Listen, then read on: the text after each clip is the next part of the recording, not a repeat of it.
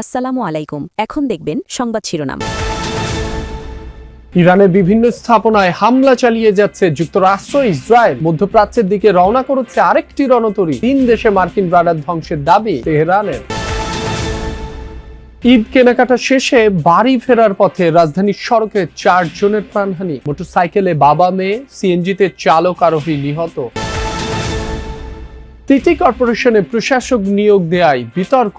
দলীয় সরকারের প্রভাবিত না হয়ে দ্রুত নির্বাচন আয়োজনে ইসির চ্যালেঞ্জ, বলছেন বিশেষজ্ঞ।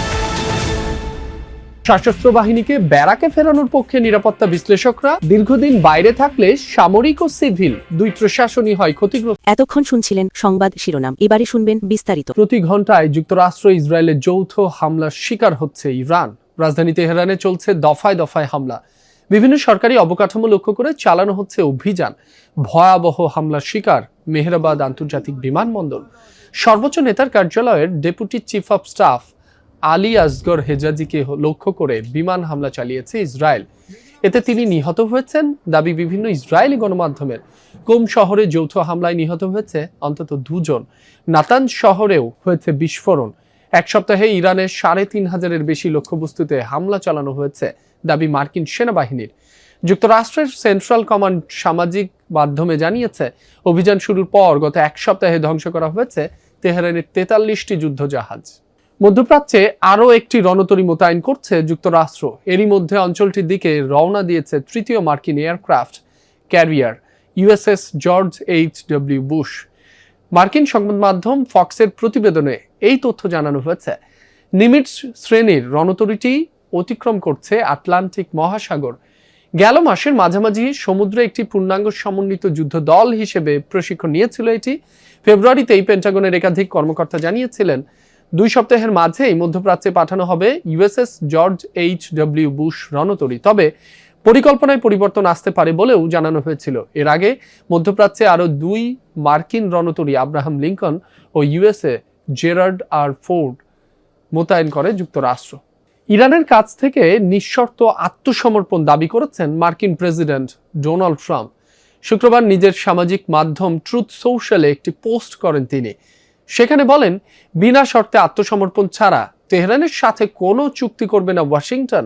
তবে ইরান গ্রহণযোগ্য নতুন নেতৃত্ব বেছে নিলে যুক্তরাষ্ট্র ও তার মিত্ররা দেশটির অর্থনৈতিক উন্নয়নে কাজ করবে। এমনটি ঘটলে ইরানের ভবিষ্যৎ ভালো হবে বলেও দাবি মার্কিন প্রেসিডেন্টের। শুক্রবার হোয়াইট হাউসের মুখপাত্র ক্যারোলিন লেভিট জানান, প্রশাসনের ধারণা অনুযায়ী 4 থেকে 6 সপ্তাহ চলতে পারে সামরিক অভিযান। যুক্তরাষ্ট্র ইসরায়েলকে পাল্টা জবাব দিয়ে যাচ্ছে ইরানও। অভিযানের টার্গেট মধ্যপ্রাচ্যের মার্কিন ঘাঁটি এবং মিত্রদের সামরিক ও জ্বালানি স্থাপনা। সংযুক্ত আরব আমিরাত ও জর্ডানে থার্ড ব্রাদার ধ্বংসের দাবি করেছে তেহরান। কাতারেও যুক্তরাষ্ট্রের FPS 132 সায়েন্স ল্যাব মোড়ে ট্রাকের ধাক্কায় গণপূর্ত অধিদপ্তরের অফিস সহায়ক সুমন ও তার মেয়ে নিহত হয়েছেন। অন্যদিকে তেজগাঁয়ে সিএনজি চালিত অটোরিকশা উল্টো চালক ও এক যাত্রী নিহতের ঘটনা ঘটেছে। পৃথক 2টি ঘটনায় ঘটেছে ঈদ কেনাকাটা শেষে ফেরার পথে। গণপূর্ত অধিদপ্তরের অফিস সহায়ক সাজু আহমেদ সুমন তার একমাত্র মেয়ে 21 বছরের তৃষাকে নিয়ে বের হয়েছিলেন ঈদ কেনাকাটায়। কেনাকাটা শেষ হলেও বাড়ি ফেরা হয়নি বাবা ও মেয়ের। শুক্রবার রাত 9টার দিকে বাবার সাথে মোটরসাইকেলে বাসায় ফিরছিলেন তৃষা। সায়েন্স ল্যাবরেটরি মোড়ে পৌঁছালে একটি বালু বোঝাই ট্রাক মোটরসাইকেলটিকে সজোরে ধাক্কা দেয়। ঘটনাস্থলেই মৃত্যু হয় সুমনের। স্থানীয়রা তৃষাকে ঢাকা মেডিকেলে নিলে চিকিৎসক তাকে মৃত ঘোষণা করেন। সিপিকে জিজ্ঞেস করে সিপি বললো যে উনি যখন আপনার ভাই যখন স্পট ডেড তখন আমরা এই পারি দাঁড়ানো, আমরা দৌড়াই দেন আপনার ভাই স্পট ডেড। একের মগজ টগজ বেরিয়ে গেছে গা। তো আর আপনার ভাতিজি একটু নাড়া দিতেছিল। নাড়া দেওয়ার সাথে সাথে আমরা বললাম কি আমরা ঢাকা মেডিকেল পাঠিয়ে দিচ্ছি। হোন্ডা কিন্তু কিছু হয়নি জানেন, হেলমেটটা টোটালি ভেঙে ওর এদিক দিয়ে ঢুকে গেছে। এমন হেলমেটের ভিতরে আমি বলতে পারতেছি না ভাই আর।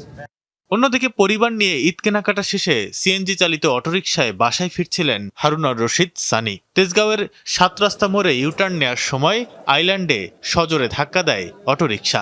স্থানীয়রা তাদের ঢাকা মেডিকেলে নিলে হারুনার রশিদ সানি ও সিএনজি চালক আলিমকে মৃত ঘোষণা করেন চিকিৎসক।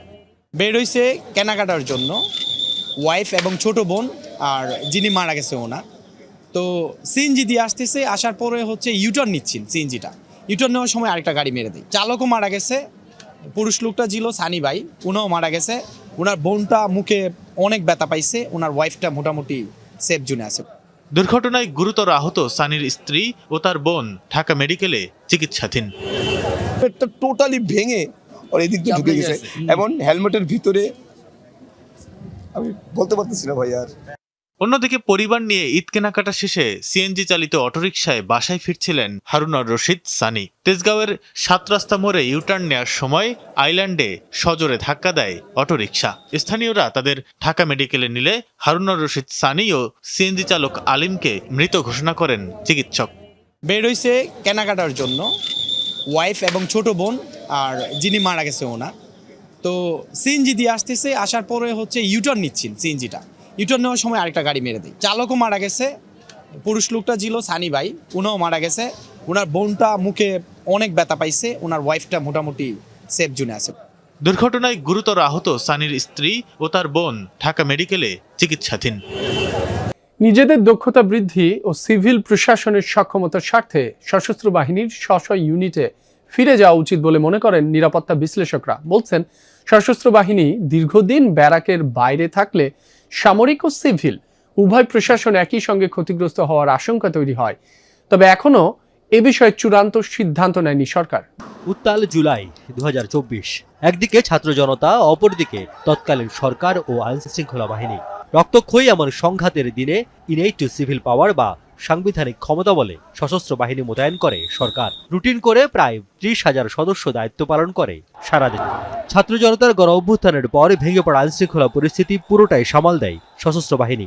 অন্তর্বর্তী সরকারের প্রায় 1.5 বছরের মাথায় অনুষ্ঠিত ত্রয়োদশ জাতীয় সংসদ নির্বাচন কোনো ধরনের প্রাণহানি ছাড়াই অনুষ্ঠিত হয়, যাতে সবচেয়ে বড় ভূমিকা ছিল সশস্ত্র বাহিনীর। নিরাপত্তা বিশ্লেষকরা বলছেন, দেশের অভ্যন্তরীণ আইনশৃঙ্খলার উন্নতিতে যেমন দারুণ ভূমিকা আছে সশস্ত্র বাহিনীর, তেমনি দীর্ঘ সময় সিভিল প্রশাসনের সঙ্গে মোতায়েন থাকলে সামরিক ও সিভিল দুপক্ষই ক্ষতিগ্রস্ত হয় সমানভাবে। আইন শৃঙ্খলা পরিস্থিতি সিভিল প্রশাসনকে দিয়ে উন্নয়ন ঘটাতে হবে।